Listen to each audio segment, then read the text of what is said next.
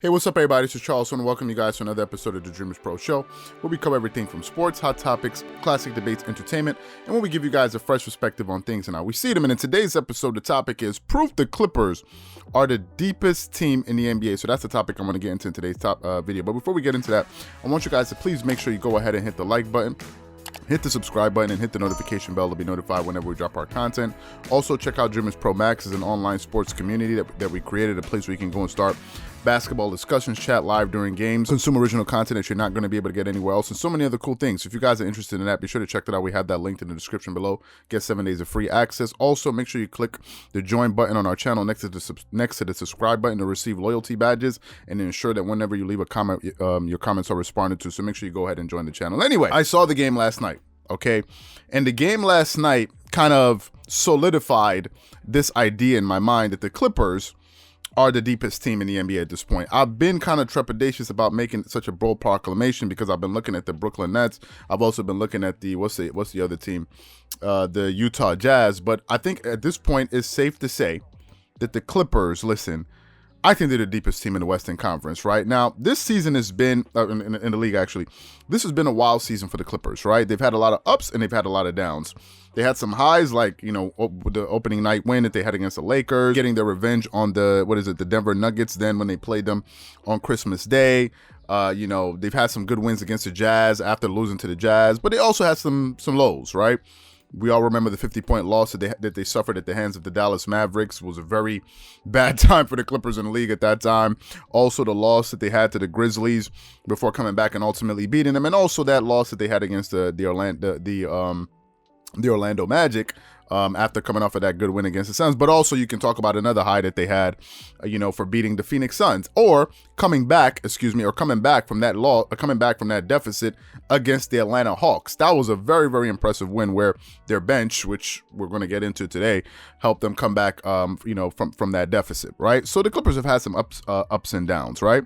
Now their starters have missed a combined probably 40 games plus at this point, right? Patrick Beverley has been basically unavailable since the All-Star break. Same thing with Serge Ibaka. Serge Ibaka has missed the last 16 games for this team. Serge Ibaka was the guy that they went out there and got to replace Montrezl Harrell, and you know, he played early in the season. He showed you what he could do for the Clippers when they played against the Lakers, when they played against the Denver Nuggets, but he hasn't been there. Patrick Beverley hasn't been there, right? Guys have been in and out of the lineups. I feel like I've said this thing about the Clippers missing key players so many times. I feel like I'm saying this every other video, right? Every other episode we shoot, I feel like I'm saying this. And somehow, some way, the Clippers find themselves in the number 3 seed in the Western Conference. Somehow, some way, this team finds a way to keep winning, and now they're the number 3 seed in the Western Conference. It's just unbelievable, right? And that has a lot to do with their coaching staff, but also the way the team is constructed. But you got to give a lot of credit to Tyronn Lue. And now they're on a 7-game winning streak. This is the longest winning streak that the Clippers have been on all season long, and they're doing this without key players in their lineup. Just last night, they had another impressive comeback win against the Detroit Pistons, right? A game in which they played and they were missing 4 out of their 5 starters. 4 out of their 5 starters, right? They were able to beat the Detroit Pistons, I think, 2 games before, because they beat the Indiana Pacers. I think they'd beaten them 2 games prior. And in that game, I think Paul George played. It was a Paul George or Kawhi Leonard. One of them played, and the Pistons put up a good fight. Ultimately, the Clippers were able to battle back and ultimately beat them. But last night, they didn't have Paul George. It was just a bunch of role players. Amir Kofi, Luke Kennard, Reggie Jackson, you know, Nicholas Batum, and these guys. I don't even think Marcus Morris Sr. didn't even play yesterday. And somehow, some way, they found themselves down in that game in a deficit. Then they started to get some stops, right? Basically, defense won them that game. Then they went on then Reggie Jackson went on a personal 5-0 run after getting consecutive stops.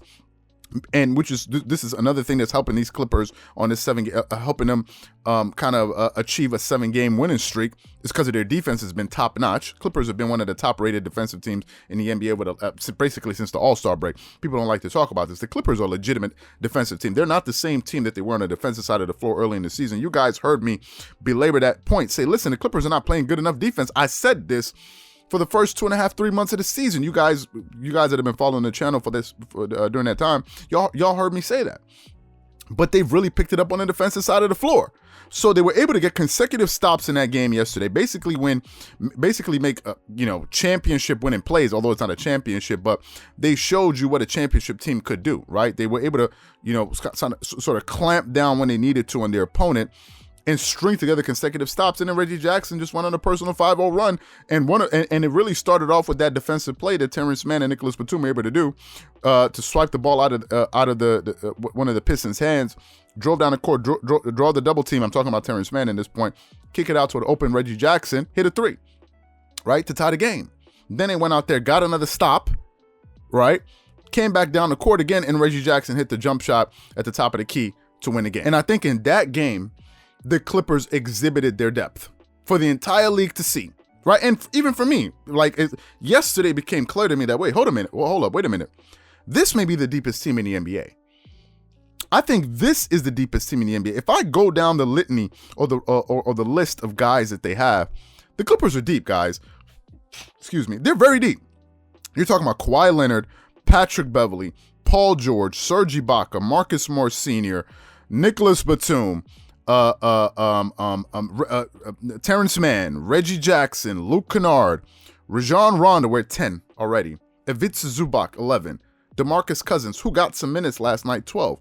Patrick Patterson, 13. And DeMarcus Cousins, the Clippers have decided to extend his 10-day contract.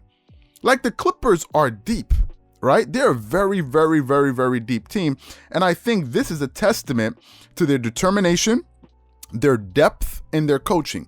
We haven't spent a lot of time talking about the coaching. This Clippers coaching staff is doing a fantastic job. The fact that they're able to make adjustments, throw out different lineups every other night, it seems like, and still come out and still figure out a way to come out with wins and end up as the number 3 seed in the Western Conference still, that's very impressive, right? That's very, very impressive with their key guys in and out of the lineup. Now, obviously, the Denver Nuggets have been slipping, although they're still 8-2 over their last 10. But the Clippers, the fact that they just keep winning, they're putting pressure on the top 2 seeds in the Western Conference, talking about the Phoenix Suns and the Jazz. It just forcing them to keep winning games. Right now, obviously things can change. They're going to have a tough opponent, I believe, that's coming up on Friday against the Philadelphia 76ers. I believe part of their strategy on this road trip is also to rest up some of their key guys to have them available on that game. I'm 100% sure that Kawhi Leonard and Paul George and Marcus Morris Sr. are going to play in that game against the Philadelphia 76ers, which is going to be which could be a potential finals matchup. Because the Sixers have a chance to make it to the finals. So do the Clippers. So this could potentially be a finals matchup. Now, I'm not saying it's going to be. It could potentially be. So it's going to be an important game and a measuring stick. I think they played them earlier this season, and I think they lost to the Philadelphia 76ers, if I'm not mistaken. I think they lost to them already this season, and I think they were on the road, if I'm not mistaken. I think maybe the Clippers are going to be at home. I'm not sure. I have to go back and really check that. But it's not really important, to be quite honest with you. But listen, I think the Clippers are peaking at the perfect time. There's just about a month left to go in the season. Just about a month. And they're beginning to peak at the right time. The defensive habits are in place. They held the Detroit Pistons to 98 points. That's very good. The Clippers have been playing great defense, and they won that game with just defense. It wasn't like as if they shot a good percentage from the three. They shot below 30% from the three, and I think they shot below 40% from the field overall. So it wasn't a high scoring affair. They just hunkered down and played great defense and came out with that win. And to me, although Skip Bayless has been saying that the Clippers are the deepest team in the NBA, I think last night is another reason why we should start really thinking about the fact that this team is very deep and they are possibly the deepest team in the NBA. Let's just be honest about it. I don't see any other team out there with this type of depth. I don't see any other team. And again, let me just say this again. They're doing this without Serge Ibaka and Patrick Beverley. These are two key players, two key ingredients for them to win an NBA title, and you're doing this without them. So for me, this is the deepest team in the NBA. So what I want to know from you guys is, what do you think? Do you think this is the deepest team in the NBA, or do you think is the Brooklyn Nets or the Lakers? Whatever you guys think, please leave your thoughts and comments in the comment section below. Again, if you enjoyed the video, be sure to make sure go ahead and hit the like button, hit the subscribe button, also join the channel and be on the lookout for more of our content. Once again, this is Charles here from Dreamerspro. Wishing you guys an amazing day. Catch you guys on the next episode. Peace.